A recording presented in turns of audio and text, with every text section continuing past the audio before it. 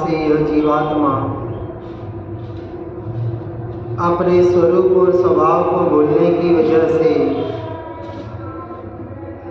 इस संसार रूपी भव भ्रमण में 84 लाख योनियों की गतियों में पर्याय की अपेक्षा से भटक रहा है।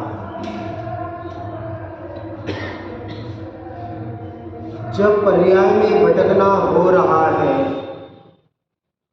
तब एक बात को हमें ध्यान रखना है।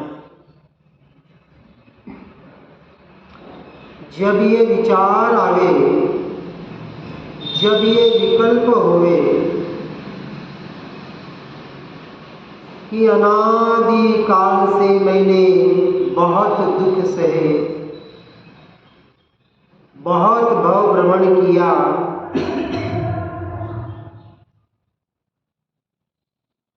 मोह राग द्वेष के परिणाम किए,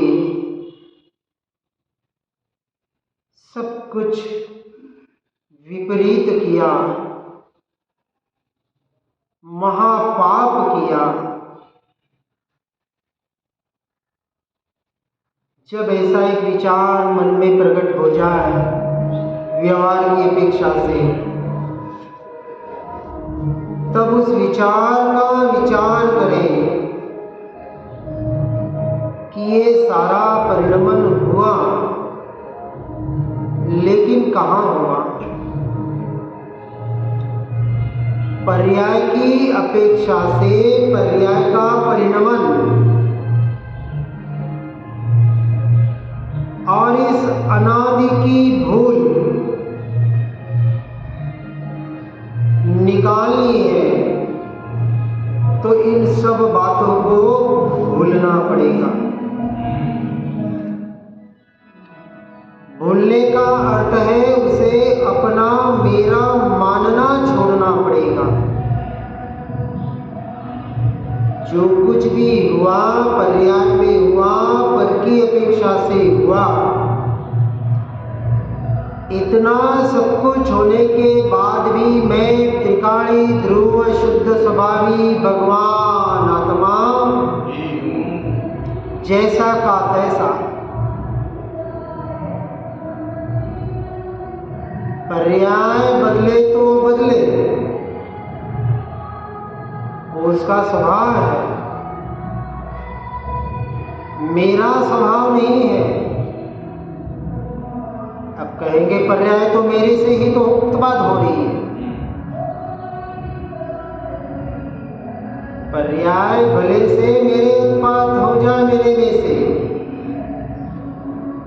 परंतु जैसे मुझ द्रव्य का परिणमन मुझसे मुझ में निरंतर हो रहा है, मुझ में अपने में आप में आने के लिए मुझे क्या करना है?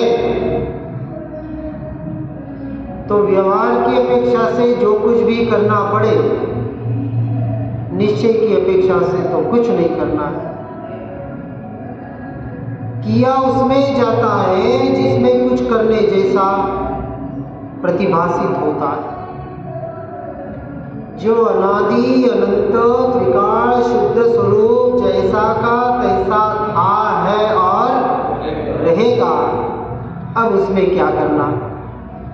कुछ नहीं करना।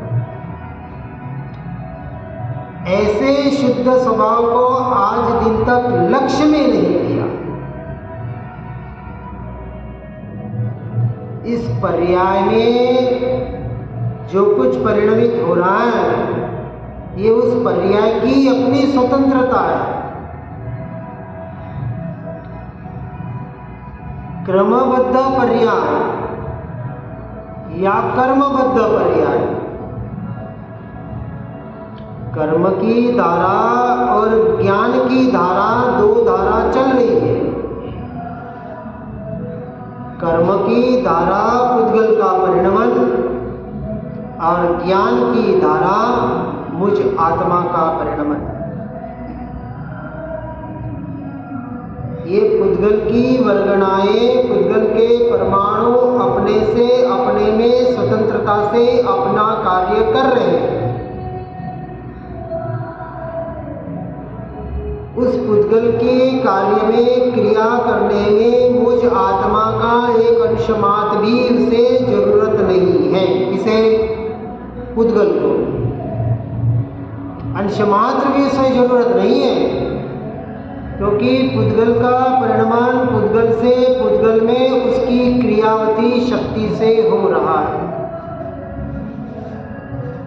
43 शक्तियां आत्मा की बताई और 6 शक्तियां या 6 गुण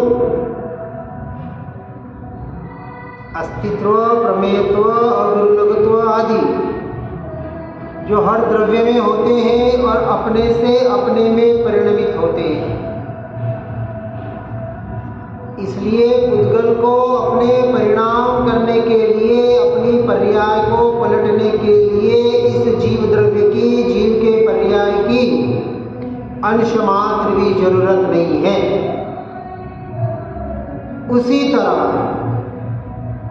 जीव का परिणमन जीव से जीव में हो रहा है। इस जीव द्रव्य को यानी मुझको, आत्मा को मेरा परिणमन करने के लिए इस जड़ पुद्गल की अंश मात्र भी जरूरत नहीं है।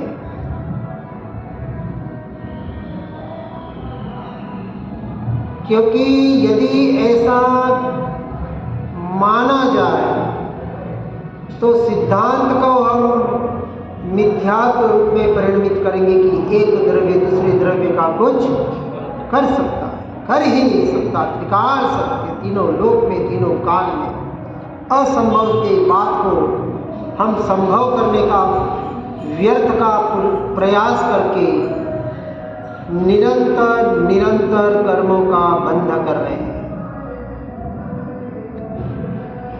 और ऐसे कर्मों के बंध से बचना है, अर्थात संवर करना है।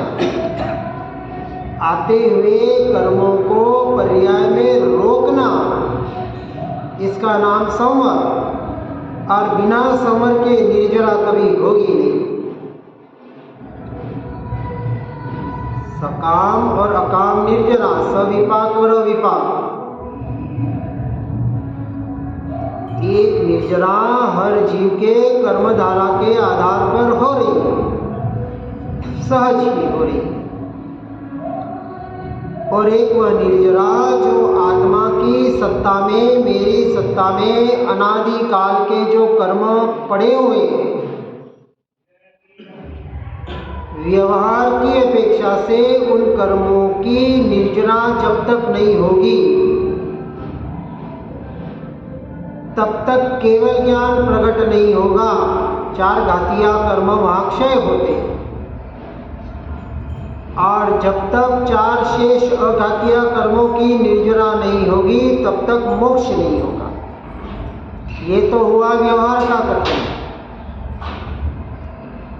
परंतु कर्मों की निर्जरा करने के लिए क्या करना? तो 100 ताले की एक चाबी। चाबी एक ही है, मास्टर की। मन को स्थिर करना है, कषायों को निकालना है, कर्मों की संवर निर्जरा करना है।